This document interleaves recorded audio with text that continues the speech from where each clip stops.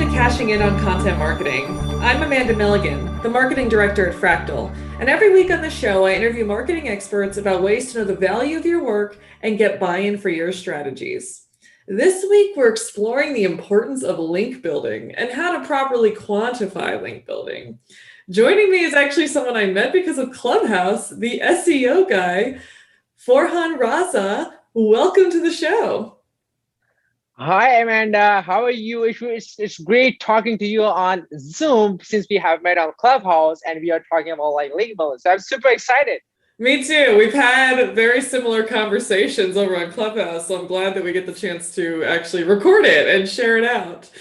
So this is a topic that is both near and dear to both of our hearts. I want to start with kind of a question about a debate that I see a lot. And that is that some people say that if you create really great content, that the links will just come. Do you agree with that?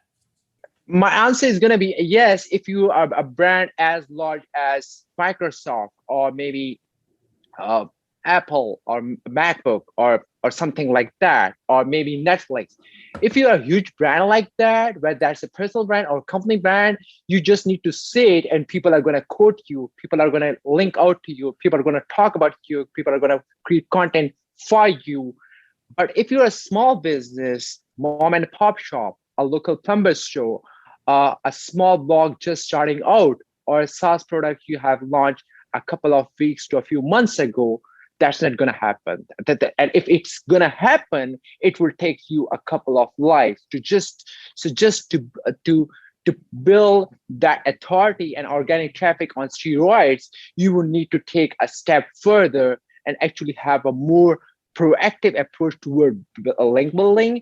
And what I mean by that is not just producing content, but just going out, talking to people, building relationships, creating partnerships, and the great link-worthy content, which we would probably talk about in the podcast. When you create that link-worthy content, you actually need to have eyeballs to that content, and only then people would link out to you. So my question is yes and no. Yes, if you're a larger brand, or people already know you, or if you are some sort of influencer in your space. But if that's not the case, you would need to take a step further. Yeah, that makes sense. And since you talked about link-worthy content, let's dive into that. When someone is trying to come up with a strategy for building links to their sites, how do they start coming up with ideas that are actually going to be poised to generate links?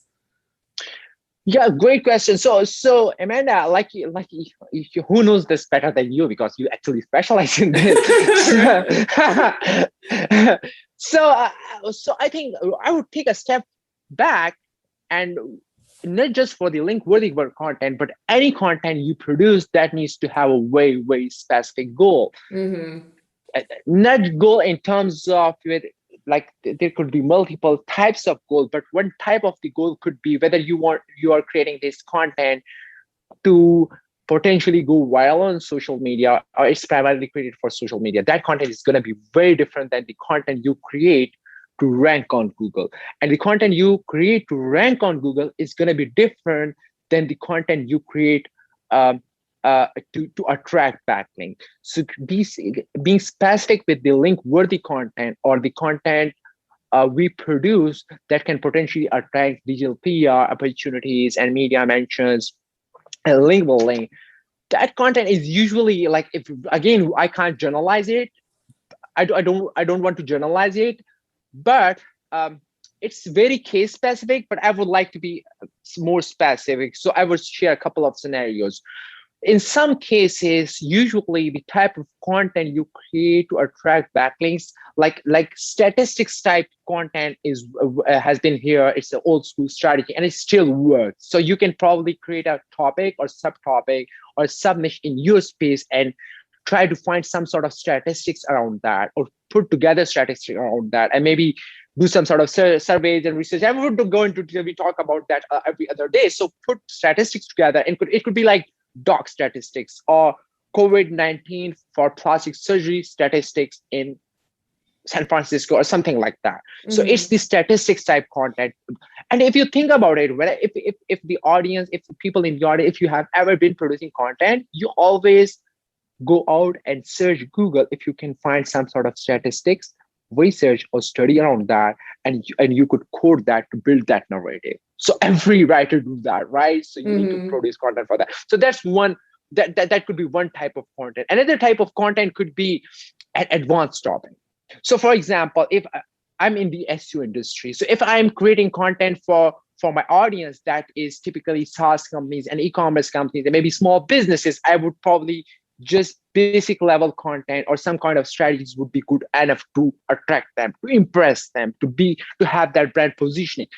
But if I want to attract or impress SEO, the top influence of the SEO industry, the bloggers of the SEO industry, to people like Amanda, I would need to talk about something advanced, something a step further, something deeper, right? Some out of the box strategy. Maybe my opinion piece on, on a trending topic in the industry. So, for example, if we talk about link building, so you always hear about guest posting and skyscraper technique and this, and this. But if I want to attract Amanda or people like her who are the influence in the NCO industry, I would need to have some sort of advanced topic, a different perspective, or maybe go more deep into a topic or a process or technique that's already there. So it's the statistics type content, it's the advanced topic. Stories are so again it works, it depends a lot, but stories sometimes work well if you have something in there in your story. For example, if you are running a startup, right, like a very innovative startup, and that startup has something to do with your personal story, that startup come out from your problem. So we have seen that in the startup industry, stories matter a lot. So you want to have a longer version of your story, and that could potentially attract some sort of maybe startup related blogs, maybe some not just startup related blog, but maybe some local magazines, right? Or maybe if you are so things like this, you would have to find that aspect in your story that connects with your business that could attract target blogs. And always remember that when we are creating content to attract backlinks, we are not thinking about our target audience, which is our potential customer. We are thinking about the blogs in our space, the blog in that industry. So these are like 2 3 types of content I can think of right now. Yeah, I love those answers. And I think, something that you're getting at is even if you're talking about your story or something more related to your brand, you're trying to think of why do people care and how can you make it valuable to the audience, right? I think you've probably seen this a lot where companies just talk about themselves and they don't see anything come from it because they don't have the right perspective. Like you were just saying, startup blogs might be interested, right? Or, magazines that cover that type of thing, but you have to have the right expectation of what your audience is and what they want. That's a good place to start. So when you create link worthy content, and I completely agree about like the data. I think you mentioned the statistics post that definitely has worked in the past, and even if you're creating new content, this is what I'm always talking about. The data journalism side, right? The newsworthy type of stuff. So running your own surveys and studies. How do you go about like actually connecting that content with the people who are going to talk about it? Like, let's talk about the promotion side, the outreach side. What are your tips in that area?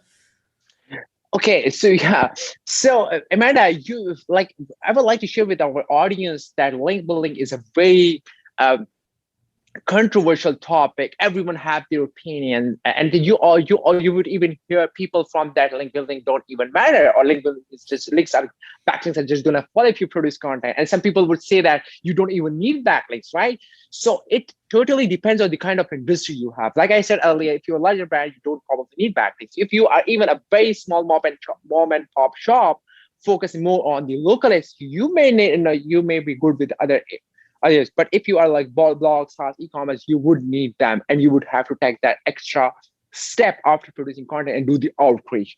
So when we talk about outreach, the outreach talk, the process typically the process always start with uh, creating that blogs persona.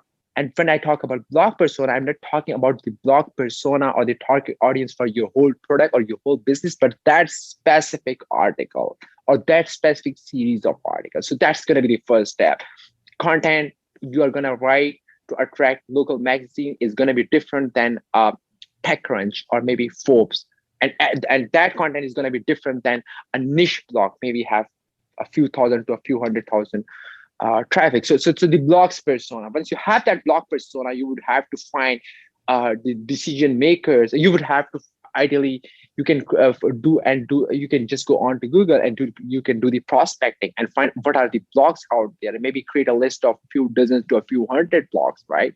And find those blogs, and then you can find the decision makers of those blogs, the names and maybe their social handles and maybe contact details. And then you have to build those relationships with those people and then wait for the right time. And you can just send a quick email. And when we talk about email outreach for link building, we are not talking about blasting a few 100,000 emails just in one go. We are never talking about that.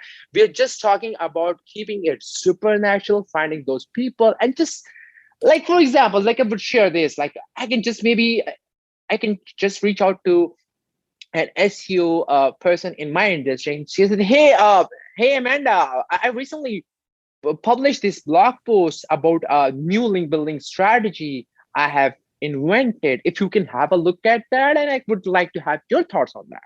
Just if you can just share feedback, just 2-3 sentences, or you can just reach out to someone that, hey, I read your article about dog food, and we have done research around that. I was just curious. I want to pick your brain at that. What are your thoughts on the results of our survey, right? Something like that. Or you can just maybe usually 1, 2, 3, 4 sentences is gonna be good. And don't be like just those long emails and all that thing. And typically in the email page, that's a skill you really need to build, not just with email outreach for link building, but for the relationship building in general and a lot of other things. Few tips from top of my mind would be keep the subject as natural as possible and try to put something. If you're sending email, that Twitter DM or Instagram DM, in email subject line is super important. Try to keep it super natural and try to have an element of connection. For example, if you know that person from Twitter, you could say that contact from Twitter. If you met that person in conference, you could say that we met at conference. Or if you something like that, or maybe care of Brian something, right? So some element of mutual connection. When you start your email, try to keep it. It's easier to write long emails. It's hard to keep it short, sweet, and simple, right? Just try to add something like some modifier type words. Try to add some numbers. Like if you're sharing a survey, talking about survey, just you can say that we have surveyed 500 local businesses. For example, Amanda, I do a lot of outreach for my Clubhouse interviews. So I interview some top SEOs here, and you're obviously one of them. Thanks for coming there. So when I do that, Amanda, my email pitch looks like this. Hey, first name. I do a Clubhouse. I run a Clubhouse room named this. Which is typically a 30 minutes short and sweet conversational type.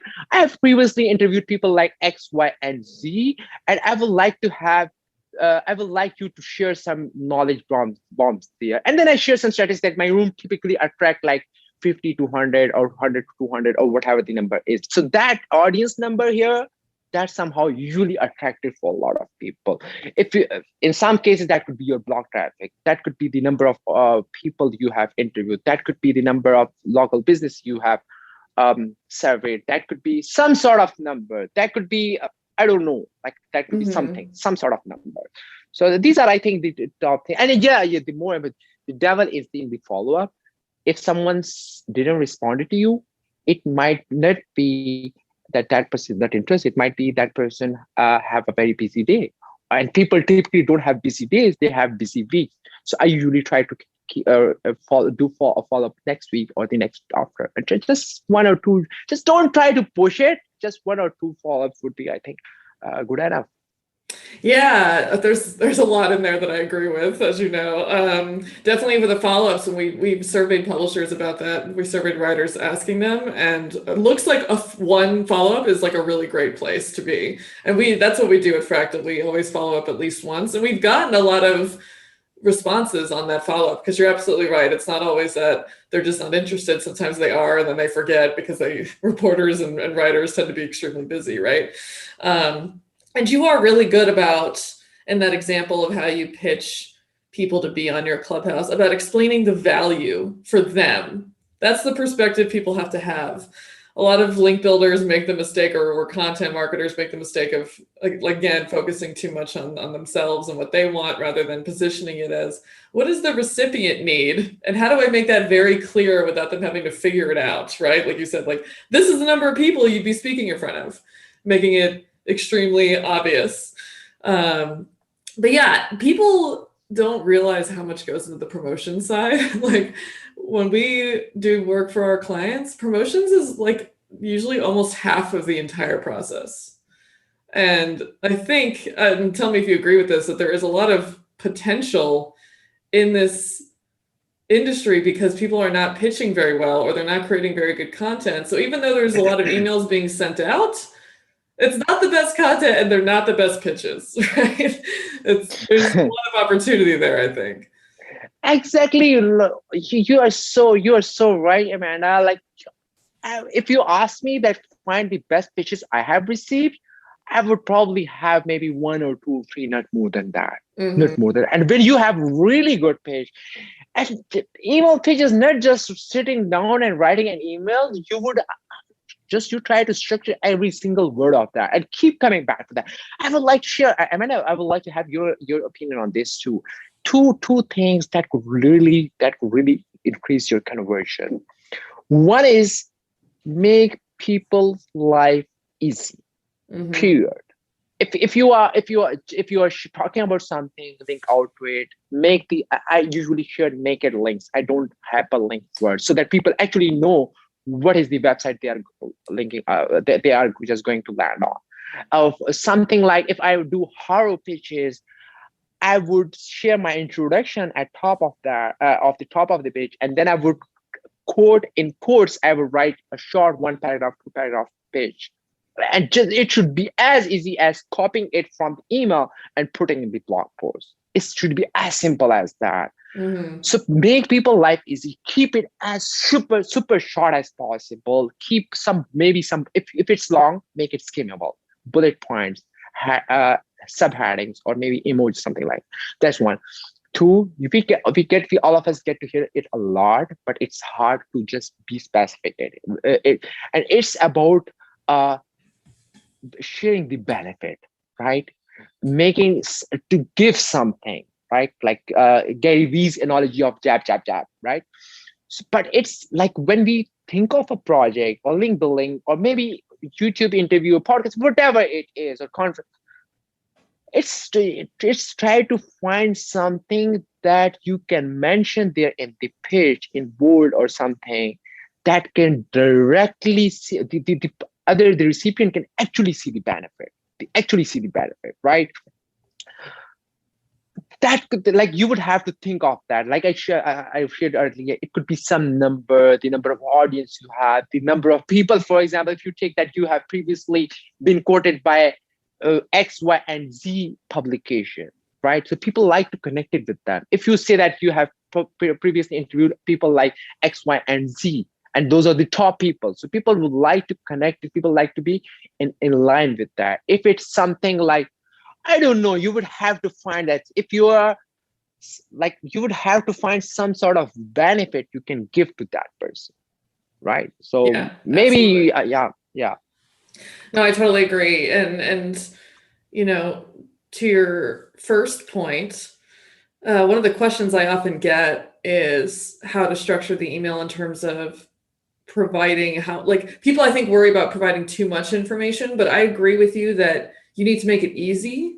So don't bait the person into being like, hey, are you interested in hearing more? and then making them email you back before they even understand the full scope of what you're trying to pitch them.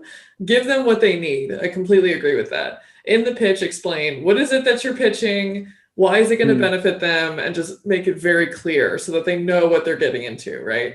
Um, the structure of the pitch is really important, and it's something that people they're too quick about it. They don't realize, you know, imagine that you're receiving the email. Do you completely understand the value to you? Do you have everything that you need?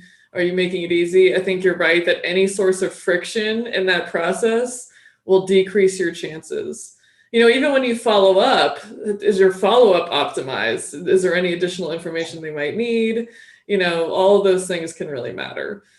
So we're coming towards the end of the show, and there are a couple more things I wanted to talk about. One of those is, what are the biggest mistakes people are making when they're building links or when they're hiring people to help them build links? Okay, so when people are almost every company who have tried SEO in-house or outsourced SEO, they would have most of them would have tried link at some stage of the time, and they have failed there. So the biggest problem I would see is people don't do it enough. People don't do it enough. People don't do enough prospecting.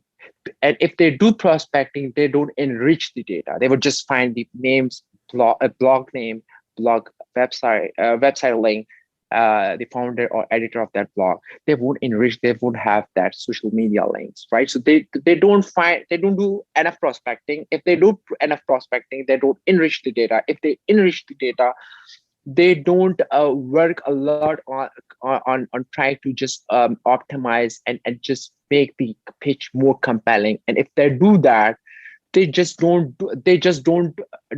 try multiple strategies for multiple articles or multiple websites. So it's the consistency and persistence. um I think most of the time it's with the prospecting stage, and it's the email pitch stage. In some cases, they won't even have the right article. So if the content is not link worthy, right? No matter how good the pitch is, prospecting it is, that content would get enough links. So I think these are the three major verticals. You need to just A/B test that and see where you find that sweet spot. When people are hiring link building agencies or digital PR agencies, the biggest problem they do is they don't do the due diligence process. They don't do the due diligence enough. They would just go onto a website that would sell links X for X price for YDR, Yeah. DA, or whatever, right? So that's the last thing you would like to do. And to be honest, okay, so I never ever pay a website for a backlink. Period. Mm-hmm. I have been a bit flexible with the link vendors, a bit flexible with the vendors. So for the most part of the vendor who sell links for DRD or traffic, like 90, 95, 99% of the time, that's not the right vendor. But I give them a bit leverage, a room of, I would say, benefit of doubt. That might be their pricing structure. Even though I believe that that's not the best pricing structure, but it's the industry standard. Most of people are doing it. So just for that 2, 3, 5, 10% benefit of doubt, I would like to see their process, their previous samples, and how do they talk to me? Like I would ideally like my vendor to talk to me that, okay, what my business is, who is my target audience, give me a couple of ideas of the content ideas that can potentially attract backlinks, share me their process of link building process, share some relevant case studies, right? And maybe some rough numbers that if they propose, for example, 2 grand or 5 grand or 10 grand, I won't expect the exact number of links, but at least give me an idea of how many links can I expect. Because in the digital PR space, I see this a lot. People charge many brands like high ticket item, and they won't get enough media mentions. So these are the couple of yeah. I would also like the companies to talk to the vendor if they are talking to the vendors or services or companies. They should always they should always ask that what is their due diligence process when they are considering a backlink from another blog to my blog. What is their due diligence process? For example, I would like to focus on the branding of that website. If I'm getting a backlink for my site or my client site, the first thing I would look at is the branding of the site, the quality of the content of that site, the relevancy of that site to my site, how relevant it is, and then the organic traffic or that SEO metrics. That's going to be one factor. That's definitely going to be one factor for me, but that's going to be the last and a relatively less important factor. Relevancy, branding, quality content. That's going to be more valuable uh, factors I would consider when I'm due diligence for blogs and sites. So these are a couple of things. Am I missing anything, Amanda? No, there's already a lot to unpack there. I think we've talked about this before, where thinking about paying per link is kind of a negative way of approaching it. It kind of takes away the entire process that leads to earning that link. As we know, there's so much that goes into creating content that's deserving of it and doing all of the pitching. So to say like each link equals, $500, is not how it works if you're not just in the industry buying links, which can end up with penalties, right? That has been tough in the industry. I've had a lot of conversations with people who just wanted to have a guaranteed number of links, even though that's not how it works. And you're right, like what we found to be successful or the most useful is being honest and saying, here are the ranges of link results we've gotten for projects like this. You can see something like this, or this. And the more times you do this type of work, the more the average increases, and it's better because every now and then you're going to get something that is phenomenal, right? And every now and then you're going to get something that just sucks, honestly. Like that's the reality, because we're dealing with human beings. Like we're not buying the links. So you have to it's an investment that you have to make if you really want to see a lot of growth, especially with really high quality links. And speaking of, to kind of wrap things up, how do you decide the quality of a link? You kind of touched on this a little bit. You touched on relevancy and authority, but how do you decide what in your eyes is a quality link?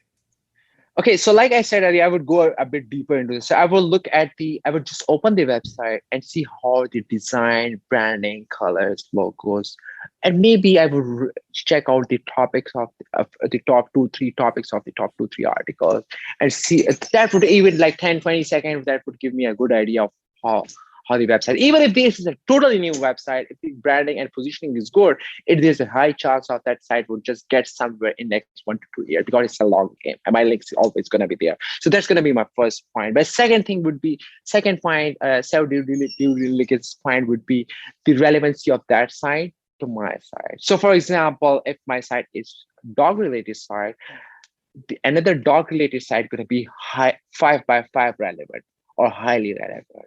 A pet related site would be a bit less relevant, but still I would be interested in that. If it's like health related site or maybe tech site and it's going to be the article level relevance, I would still be interested. I might still be interested, but I would be far less interested. I'm not saying that I would just skip it, but I would be far less interested. I would put less effort into it.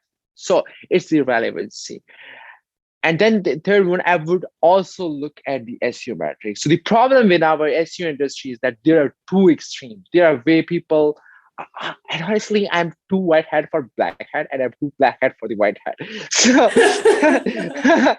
so I would take that website and put it in HRX or SEMrush and see what is the organic traffic of that site.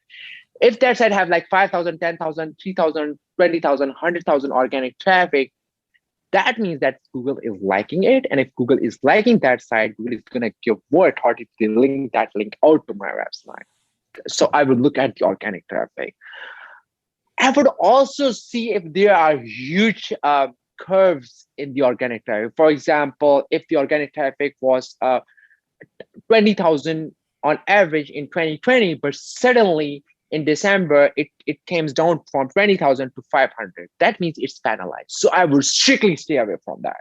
I would strictly stay away from it. Then there's smaller things like the primary traffic should ideally be from the origin country. So if my website is ideally targeted the US, I would ideally like to see most of the traffic of that site from US, not from maybe another country or Russian country or China, or maybe South Asia, or somewhere else. So these are the top things I would, I think, keep under consideration. There are obviously a lot of other things. Sometimes I'm not sure how deep I should go into this. For example, one thing, Amanda, we have probably discussed this earlier too. So sometimes I would just go more deep into it. I would see the links coming to that site and the links going out from that site.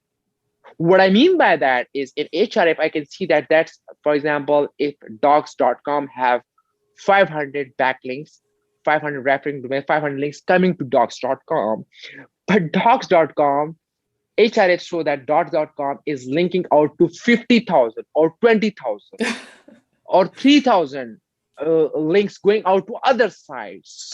So it's unnatural. And thus I have maybe 200 or 300 articles, and maybe 1,000 articles, right? So it's unnatural that a site get 500 backlinks or 100 backlinks and it give out to 3,000 backlinks. That means that their site is probably built solely for the purpose of linking out or maybe selling or something. So that's a huge factor to find those PBNs and link networks and link farms and guest post network and all those shady stuff. Yeah, no, that's an excellent viewpoint. You really do dig in to see the quality of these sites, which I love. We're already out of time. I feel like we could talk about this forever. I love chatting with you because we have the same perspective on bucketing content. Like you're actually using phrases we use in talking about our services, which is link-worthy content and rank-worthy content, right? That they're not always the same. So thank you so much, Farhan, for coming on the show and talking about links and sharing your insight. I really appreciate it. Thank you so much, Amanda. It's always great talking to you. And thank you so much. It was fun talking to you. If you've listened to this and want even more tips, sign up for our podcast newsletter by going to the podcast page on the Fractal website. And if you've learned anything from this show, we'd love it if you'd subscribe on your favorite podcast platform and leave a review. Finally, if you have feedback, suggestions, ideas, D&D character builds, or anything you'd like to share with me, shoot me an email at amanda@frac.tl. I'm a shameless extrovert who would love to hear from you. Thank you to Sean Kelly for podcast music and editing, and to Joao Pereira for the logo design. And thank you, dear listener. I hope you'll join us next time.